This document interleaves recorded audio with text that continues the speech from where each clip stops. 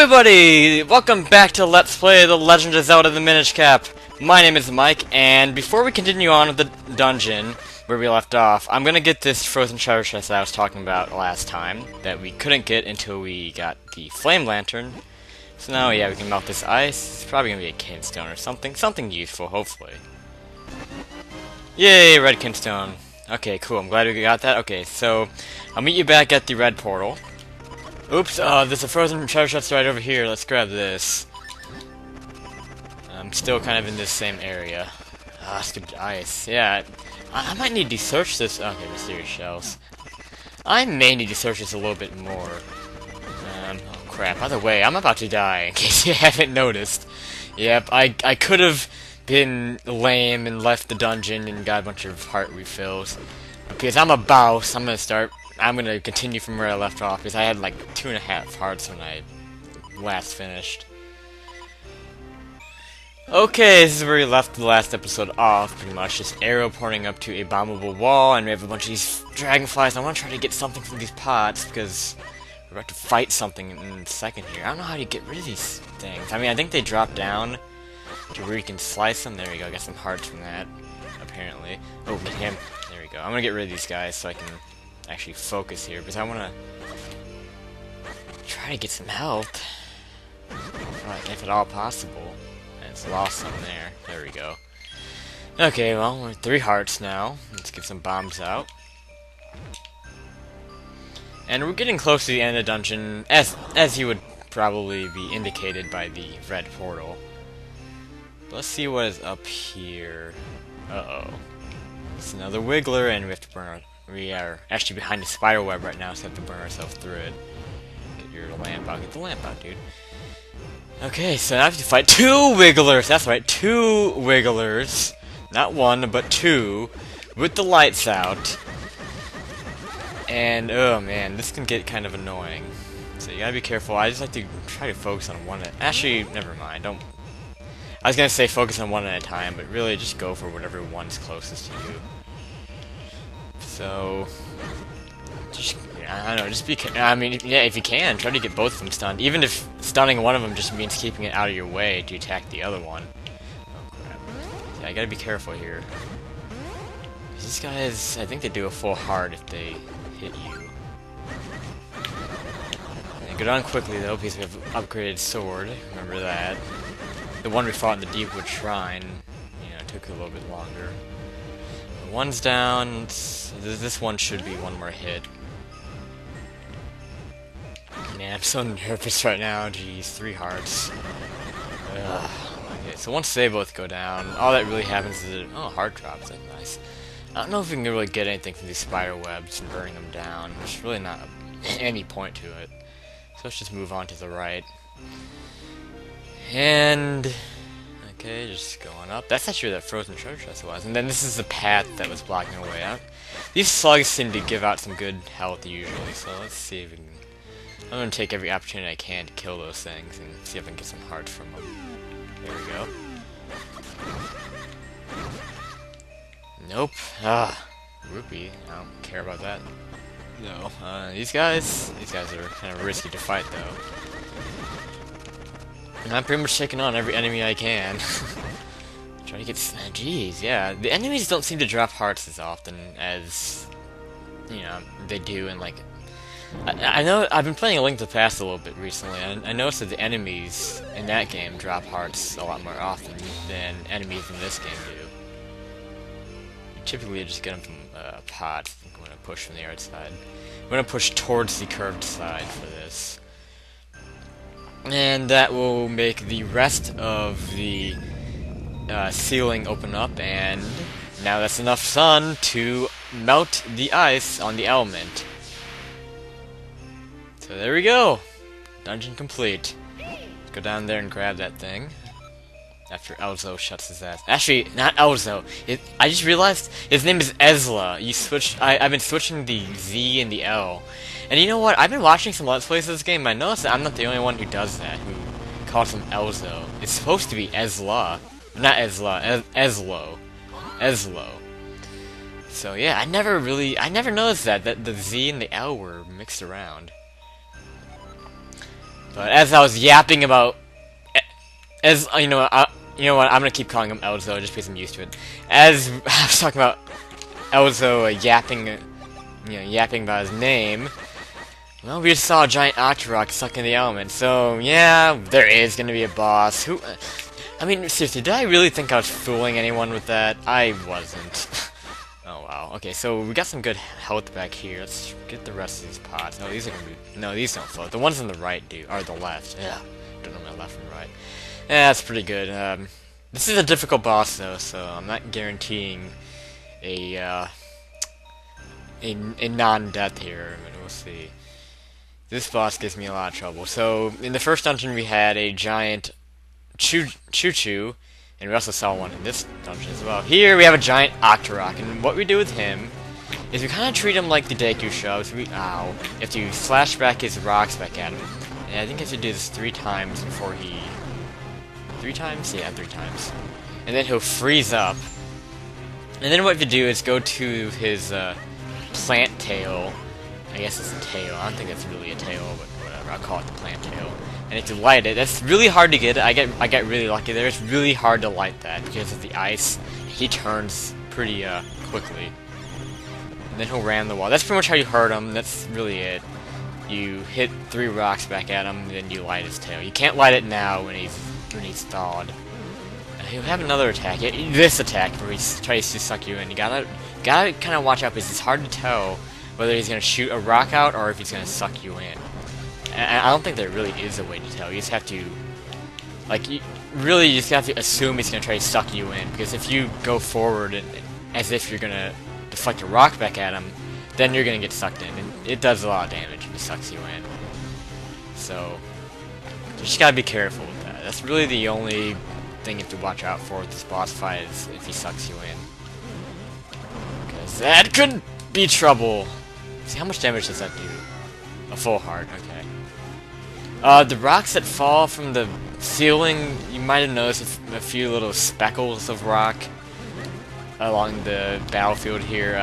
You can get refills from those if you slash them, most of the time. Because you notice there aren't any pots or anything in here. Oh, what the hell? Okay, come on. Yeah, I see, like, right over here. See if we can get a refill. Let's just... No, didn't get anything. Okay, so I... Oh, wow, what the hell? He froze? Why did he freeze? I think I only knocked back one. Wow, okay, I'm getting really lucky with that. I don't know how that... I swear to God, that's a lot... That is really hard to light that thing. Like, it takes a lot of tries. It takes a while. I think he does stay frozen until you actually attack him. I don't know if he thaws out on his own. So, I haven't really been able to demonstrate how hard this boss is. I've been getting really lucky with him. But yeah, he can give you some trouble. Oh, that was nice. He ricocheted off the wall and then I slashed it at him. Almost did it again, but he's gonna suck, I know it. He's not gonna shoot 3 rocks in a row. It's not that generous. Oh, okay, and then this happens. Once you hit him 3 times, or I think twice. No, 3 times, whatever. I can't count right now. Then the room will go dark, so it makes this a little bit tougher. He'll run into the wall too. A lot more. He does this a lot more when it's dark. Just keep rolling and moving when he does that. Okay, oh boy. It's gotta be really good or really bad. Really good, alright. And he's dead. That's it. You kill him with a rock, eventually. It's kind of a weird boss fight. It's hard to explain how you actually kill him, because it kind of varies throughout the fight. But there we go. Now we can actually get the element.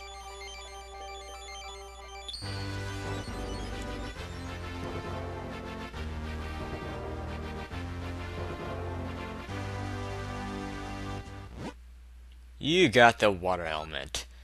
Water quenches thirst, ends drought, and nourishes life. The watermelon is the embodiment of that power. Alright. So let's get our heart container. Now we should be activating the second row of hearts now. That's number 11. And let's go on through here. And that should take us to the beginning of the dungeon. We can exit.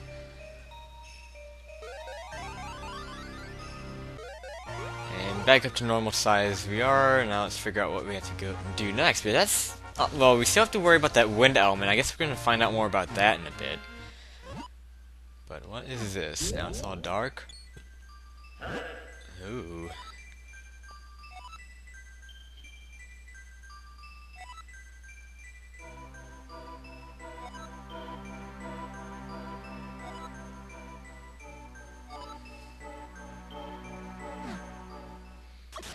Alright, so apparently the king is a ghost now.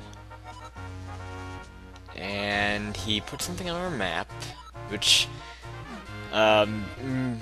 probably leads to the wind element that we weren't able to get from the Fortress of Winds, dungeon number 3. So he checks off an area we haven't been to on our map, on the northern part, right next to Hyrule Castle. We're gonna go to Hyrule Castle next, but first I want to go to South Hyrule Field and see if I can get that empty bottle from my uncle. So yeah, I will see you guys there. Alright, before we go into the house, there's no, I didn't mean to do, what the hell? I didn't mean to do that. There's a warp stone that we haven't hit yet. I don't know why I can't do it. There you go. I have to go in front of it. Ooh, picky stone.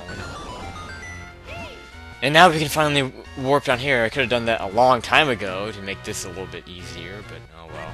Now we can. I think there are a few wind crests that I missed along the way that I could easily get right now. But I'll find those as I find them. And here we go. I think we got like 3 red kingstones, so we should be able to fuse them now. To refresh your memory, your uncle needs a red kingstone piece. We have one, thankfully. And fusing with him will make a chest appear. Let's see where it goes. Okay, so that's like right east of here. Yeah, that's right. That's where that golden rope was. So it's a chest over there. This is one of those set Kinstone fusions. Like I've said many times before, some Kinstone fusions are random, some are set. So no matter what playthrough you're doing, that fusion will always make that chest appear. And there we go. Here's our empty bottle, and that is number 3. So we only need one more before we have all 4 empty bottles. So I haven't really looked into how you get the 4th one yet, but I'll worry about that later. Let's go up to Hyrule Castle Garden. Okay, so back at the Castle Garden, we are gonna go up and see if we can enter through the front door. No, we cannot. So what we're actually gonna have to do, I believe, this is where we sneak around? Yes, okay, so this is where we sneak around. This is pretty similar to a lot of sneaking parts in Zelda games. Mostly to the one in Ocarina of Time where you have to sneak around the guards in the castle courtyard at the very beginning of the game. So this is pretty much the same thing.